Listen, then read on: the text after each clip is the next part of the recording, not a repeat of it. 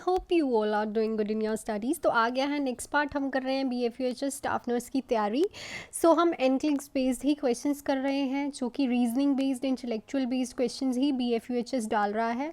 आप मेरी पिछली वीडियोस भी जाके देख सकते हैं। 40 वीडियोस ऐसे ही क्वेश्चंस की मैं बना चुकी हूँ। मैंने प्रीवियस ईयर पेपर भी सॉल्व करवाया है विद एक्सप्लेनेशन।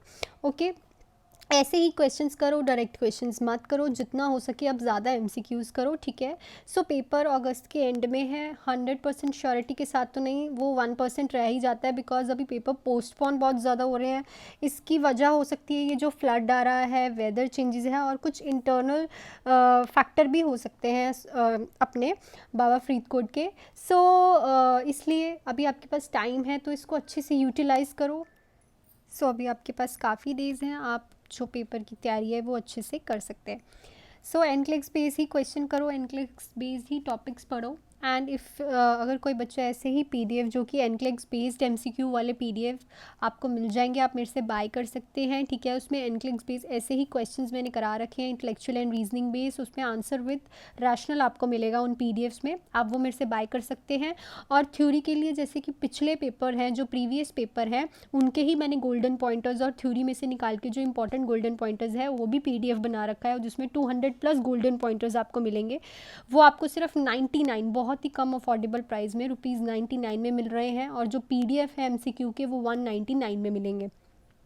पर अगर आप दोनों साथ में लेते हैं तो आपको 249 का ये पैकेज पड़ेगा, जिसमें मैं आपको इंपॉर्टेंट टॉपिक्स के नोट्स भी प्रोवाइड करूंगी, जो कि बहुत ही इजी लैंग्वेज में है। और उन टॉपिक्स से BFUHS 100% श्योरिटी, 101% श्योरिटी से क्वेश्चंस डालता है। सो आप मेरे से बाय कर सकते हैं। बाय करने के लिए आप मेरे को कमेंट कर सकते हैं, मैं आपका टेलीग्राम का लिंक आपको दे दूँगी। और काफ़ी बच्चे पूछते हैं मैम व्हाट्सएप कर दो। देखो, टेलीग्राम से आप उसे कहीं भी फॉरवर्ड कर सकते हैं, अपने व्हाट्सएप पे आप ईमेल कर सकते हैं, फ़ोटो स्टेट निकलवा सकते हैं, बिकॉज इसके बाद 600+ पोस्टें और भी आ रही हैं। सो उसकी भी आप तैयारी कर सकते हैं वो लेकर।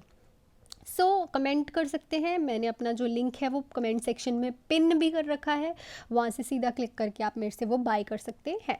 सो हम स्टार्ट करते हैं हमारे फर्स्ट क्वेश्चन से। Which of the following approach should the nurse expect to include in the plan of care for a client diagnosed with anti social personality disorder who has a history of stealing and jail time.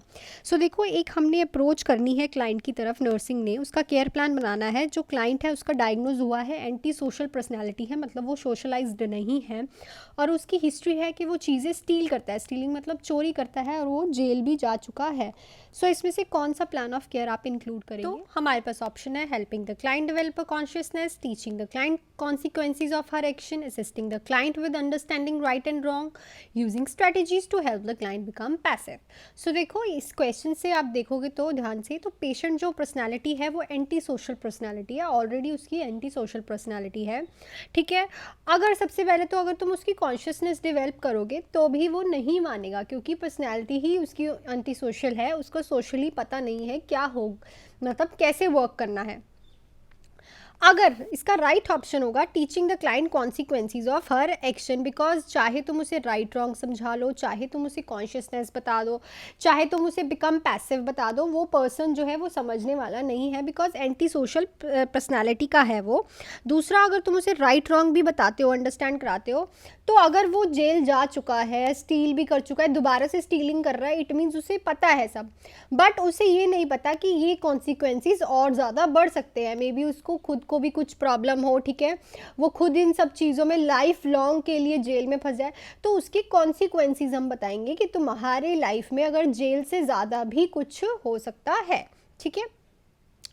Next है, ये होते हैं tricky questions, और तुम्हारा intellectual mind कितना work करता है question को लेके, उसके हिसाब से क्वेश्चंस।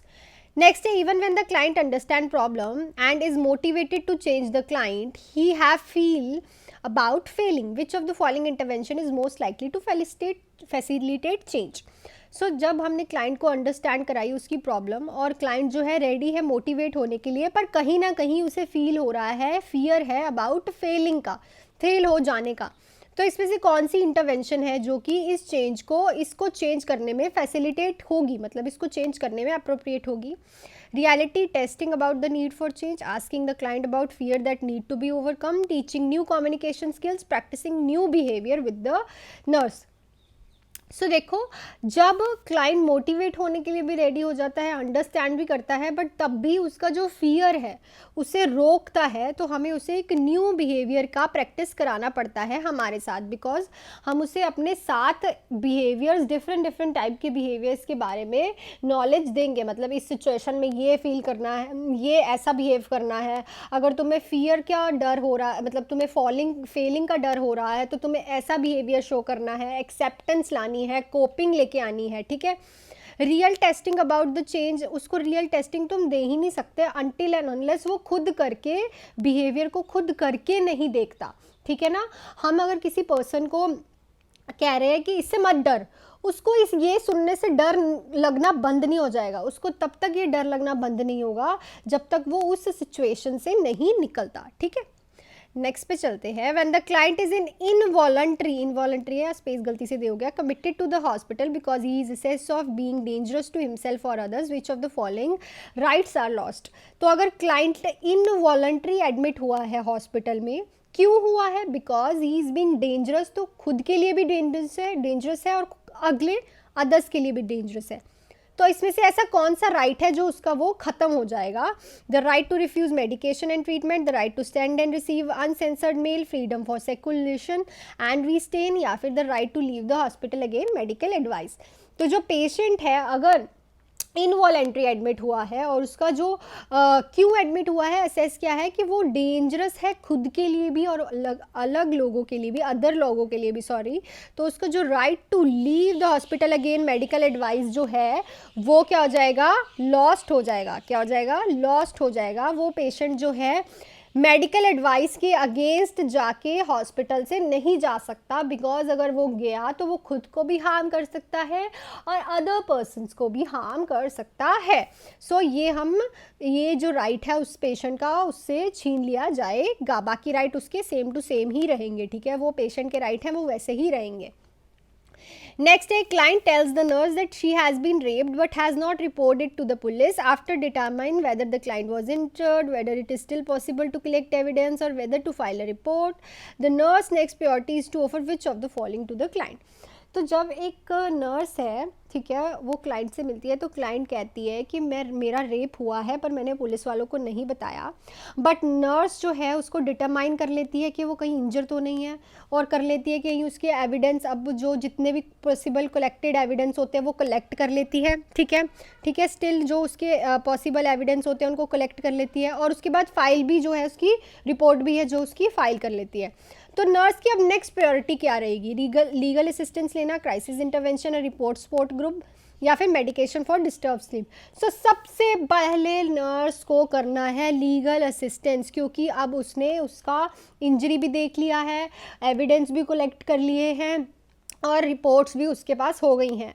उसके बाद वो कहाँ जाएगी? लीगल असिस्टेंस के लिए, बिकॉज पेशेंट कौन सा है? रेप वाला, ठीक है। बाय चांस बाद में कभी पता चलता है कि ये पेशेंट रेप वाला था, तो नर्स और जो विक्टिम है रेप जिसका हुआ है वो बोलता है कि नर्स को पता है, तो नर्स पे केस फाइल हो सकता है कि जब पेशेंट ने आपको बताया है कि उसका रेप हुआ है, उसने उसने पुलिस स्टेशन नहीं बताया है, तो आपने छुपाया है। तो जब उसने कर लिया, ये नहीं है कि पेशेंट आया पहले उसकी इंजरी चेक कर लो, एविडेंस कलेक्ट कर लो फटाफट से और सबसे फाइल रिपोर्ट करके, सबसे पहले हमने क्या करना है? पेशेंट को लीगल असिस्टेंस जो है हमारी वो चाहिए ही चाहिए।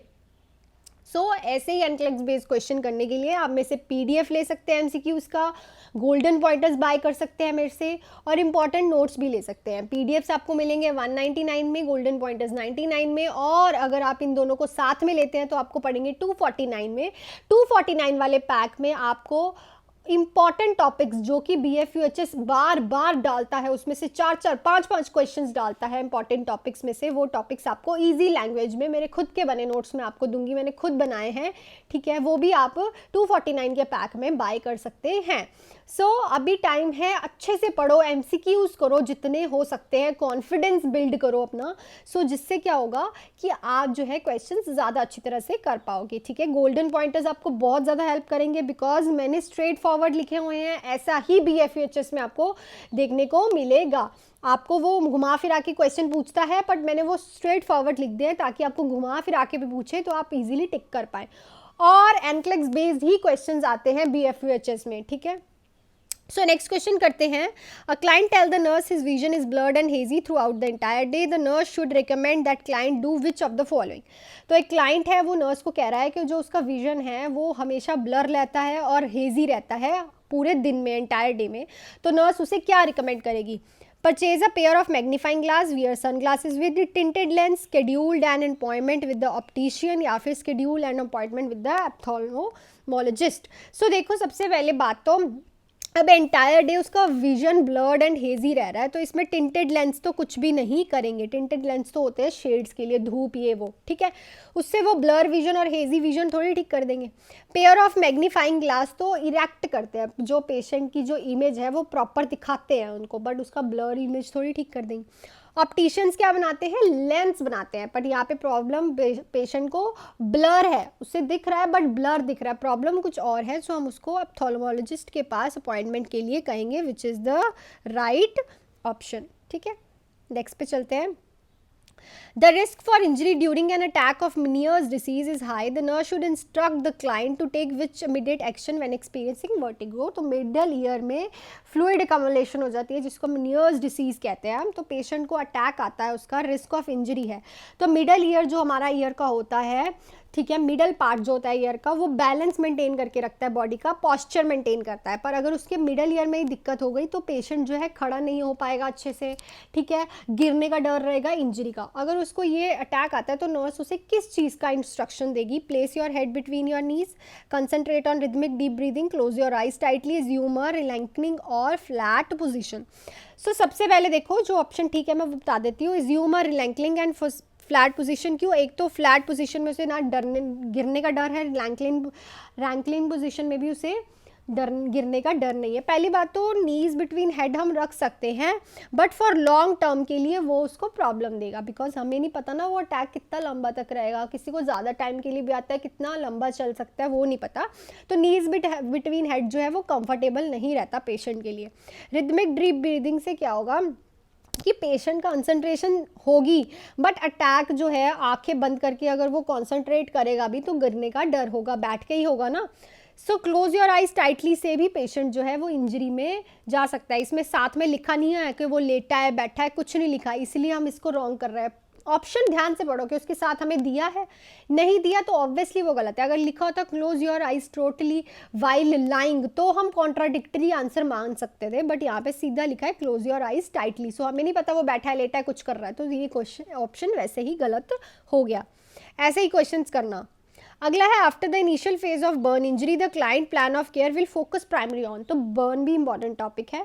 तो एक इनिशियल फेज होता है बर्न इंजरी का, उसमें प्राइमरी केयर किस चीज़ पे फोकस करना है? Helping the client maintain a positive self concept, promoting hygiene, prevent infection, educate the client regarding care of skin graft. So जब इनिशियल फेज होता है बर्न इंजरी में, उसमें क्या होता है पेशेंट की इम्यूनिटी बहुत लो होती है because of large amount of fluid loss, और उसका जो इन्फेक्शन के चांसेस ज़्यादा होते हैं. बर्न में क्या होता है स्किन जो है वो जल जाती है ना, स्किन जल जाती है, तो जो इन्फेक्शन है वो इजीली अंदर बॉडी के जा सकता है. उससे मोड ऑफ एक्शन का जो जगहें हैं वो बहुत ज़्यादा मिल जाती हैं जहाँ पे उसे जाके एक्शन करना है.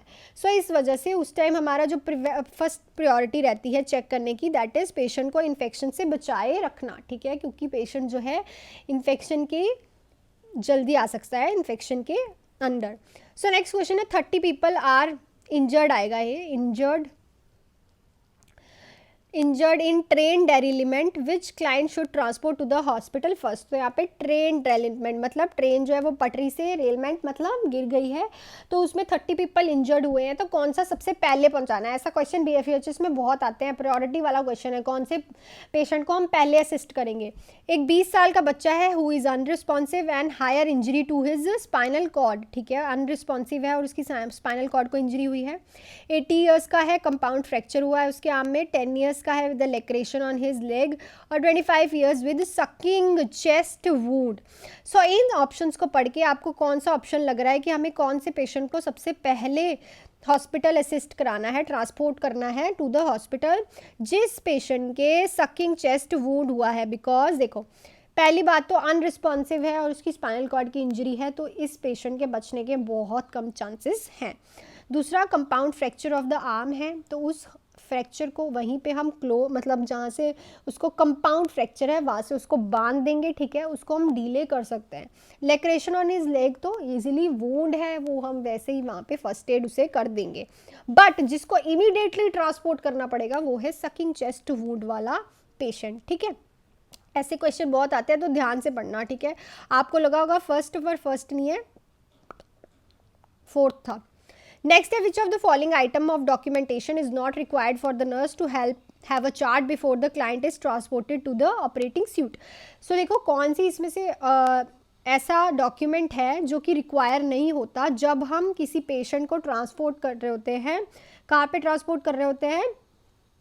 ट्रांसफ़र करते होते हैं ऑपरेटिंग सूट में, ऑपरेटिंग रूम में। तो कौन सा डॉक्यूमेंटेशन जो है नर्स नहीं करती, नर्स को नहीं रिक्वायर्ड होता?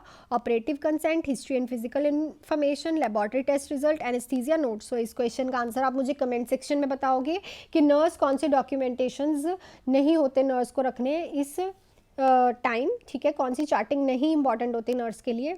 सो आज के लिए इतने ही क्वेश्चंस थे। आई होप ये वीडियो आपको अच्छी लगी हो। अच्छी लगी है तो please hit the like button, subscribe to my channel, please subscribe करिए और प्लीज़ लाइक किया करिए। जितने लोग देखते हैं उससे कम लाइक करते हैं, बिकॉज लाइक करते हो तो मुझे अच्छा लगता है, क्योंकि देखो ज़रूरी नहीं है कि सभी कमेंट कर पाए। जो कमेंट करते हैं उनका तो पता है चलो उनको वीडियो अच्छी लगी, बट जो लाइक नहीं करते उनका नहीं पता चलता नेगेटिव रिस्पॉन्स है, पॉजिटिव रिस्पॉन्स है। सो प्लीज़ इस थोड़ी सी चीज़ के लिए एटलीस्ट लाइक ही कर दिया करो, ताकि मैं क्वांटिटी ऑफ अमाउंट देख सकूं कि हाँ इतने बच्चों को अच्छी लग रही है, वो दे रहे हैं लाइक, ठीक है। So this is all about this video. और PDF and golden pointers with notes लेने के लिए आप मेरे को कमेंट कर सकते हैं, या फिर बाय करने के लिए आप मेरे जो पिन किया हुआ है मैंने टेलीग्राम का लिंक, उस पर जा सकते हैं। दूसरा, उनको आप फोटो स्टेट निकलवा लो, कहीं भी फॉरवर्ड कर लो, ठीक है, आप उनको अपने पास लाइफ लॉन्ग रख सकते हो। 600 पोस्ट आपको और देखने को मिलेंगी in upcoming months. So prepare करो, हार्ड वर्क करो जितना हो सके, एंड ऑल द बेस्ट।